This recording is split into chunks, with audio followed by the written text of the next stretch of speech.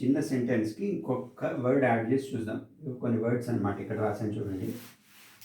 Okay, అత్ర అంటే ఇక్కడ, తత్ర అంటే అక్కడ, సర్వత్ర అంటే అంతటా అన్ని చోట్ల, అన్యత్ర వేరొక చోట, ఏకత్ర ఒక చోట.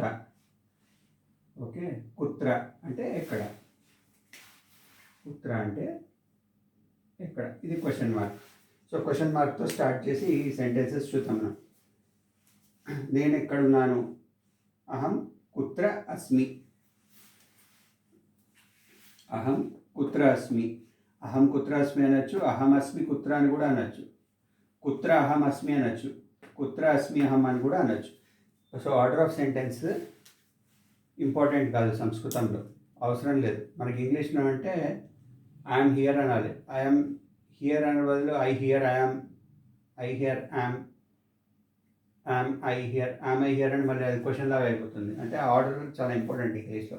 మనకి తెలుగులో సంస్కృతంలో అవసరం లేదు. నేను బడికి వెళ్తున్నాను, బడికి నేను వెళ్తున్నాను, నేను వెళ్తున్నాను బడికి ఎలా అన్నా కానీ మనకి పెద్దగా ఇబ్బంది ఏమి ఉండదు, అర్థమైపోతుంది.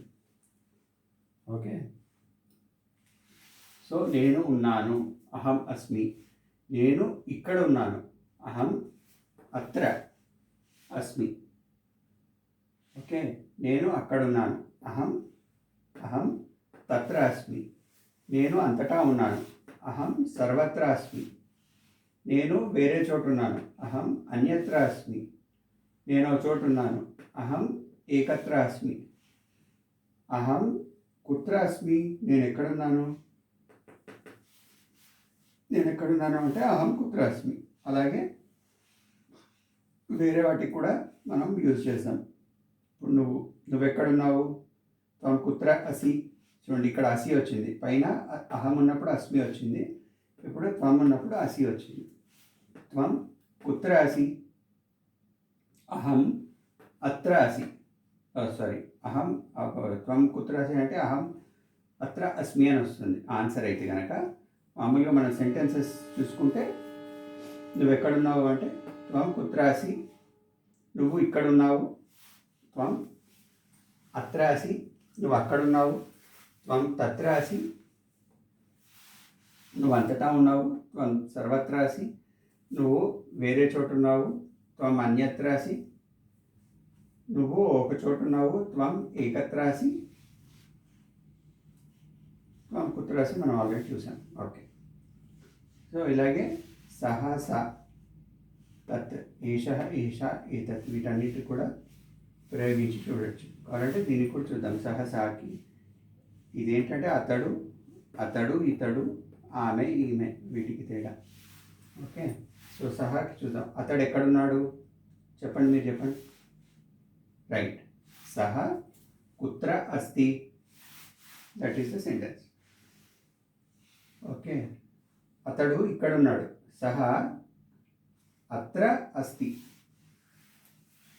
అతడు అక్కడున్నాడు, సహ తత్ర అస్తి. అతడు అంతటా ఉన్నాడు, సహ సర్వత్ర అస్తి.